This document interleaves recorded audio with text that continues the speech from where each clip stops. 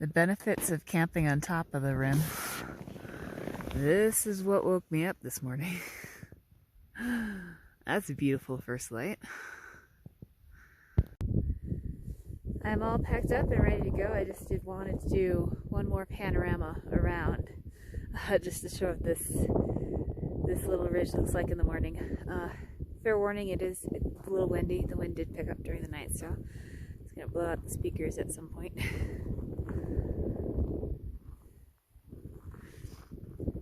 You can see the light hitting the tops of the mountains over there.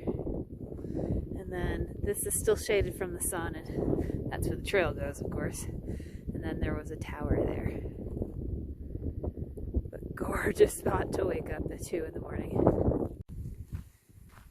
Alright, now that I am moving and a little bit out of the wind, this is day 8 of the Tahoe Rim Trail. This is going to be my last full day of hiking. I have less than 30 miles to the trailhead.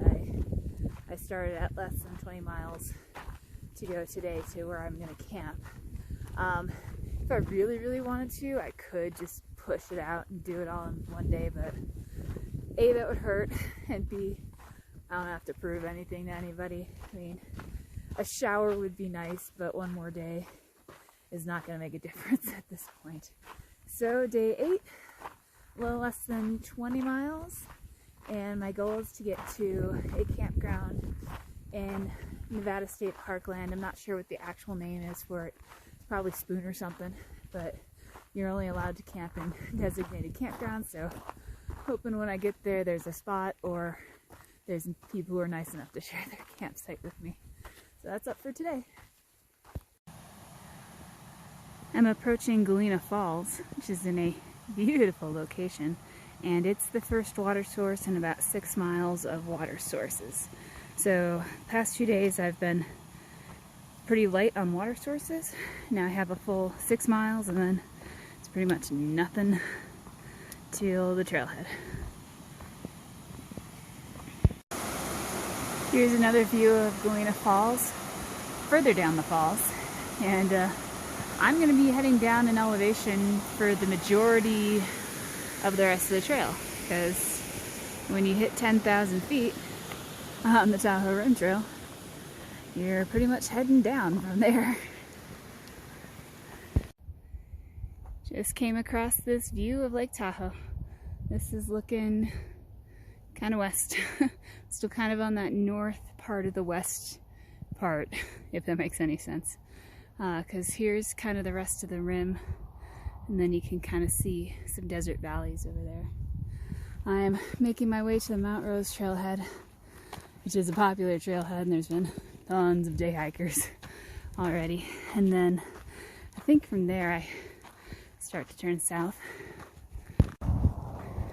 Coming up to a view of Tahoe Meadows. I am right next to the road, and here it is.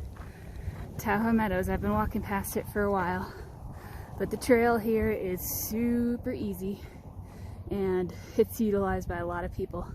Today is an even day, and mountain bikes are allowed on here on even days.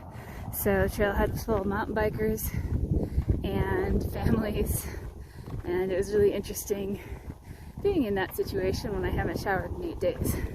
But I was able to dump some trash and use the bathroom. And now I'm heading further down on the trail.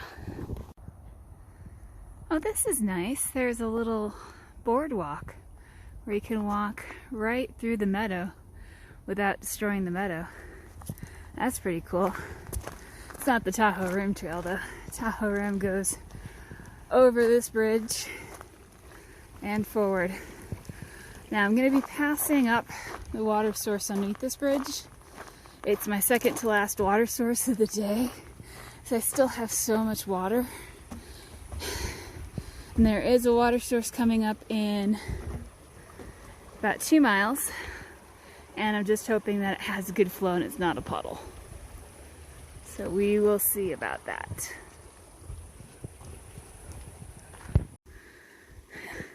Okay, this is it. This is my last water source for the entire trail. So from this source I need to get water for the rest of today, about 10 miles, to use at camp to cook and to drink, and then the 10 miles out tomorrow. So I'm going to be sitting here filtering for a while. And then I'm probably going to add 8 pounds to my pack because water is heavy. This is mostly what I've been walking in since the meadow. It reminds me a lot of the high elevations of Southern California with the pine trees and the boulders, and then the dirt is almost sand. And you can see all of the tire marks. Like I was saying earlier, it is a mountain bike day in this section, and they have been taking full advantage of it. They've been very frequent, and they've all been very nice, but a lot of them tend to alert me that they're behind me, like right when they're coming on top of me fast, and I've made a couple of panic jumps to the side of the trail with my heart thumping. I'm all for sharing the trail, but I would like less of those moments. This is a cool part of the trail. It can show you how I'm on a rim. This side is obviously Lake Tahoe. This is the trail. And then here's the desert on the other side. Pretty cool.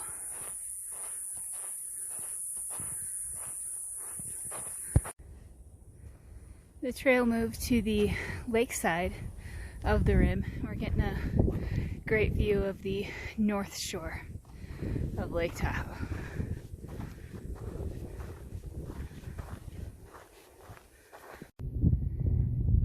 This is Marlette Lake, right next to Lake Tahoe, and boy, has the scenery changed.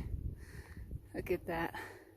It's kind of barren, but looks pretty cool. Also, it's raining a little bit, which it hasn't done all trip. But I think just around this corner should be Marlette Campground, and that's the only place to camp within basically a 15-mile stretch. So I'm just gonna see if this campsite's available. If not, I'm gonna have to try to make some friends. I'm at Marlette Campground, and I actually have a campsite. And this campground has picnic tables, bear boxes, and actually a vault toilet. So that's pretty awesome. And what's even more awesome is I was able to get a site.